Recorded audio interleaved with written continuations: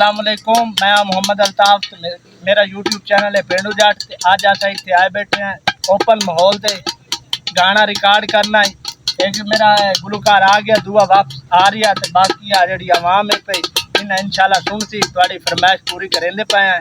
तुसा सानू सपोर्ट करनी है, फुल सपोर्ट करनी है। गुलकार साडा आ गया ते उन्हें तनु सुना लगा अच्छा गावा। तुसी साडी सपोर्ट करनी, लाइक करना ते सब्सक्राइब करना, बड़े बड़े मेहरबान। चल भाई ओए ढोल दिया बे तकिया देन टुला दिया नहीं, ढोल दिया बे तकिया देन टुला दिया नहीं।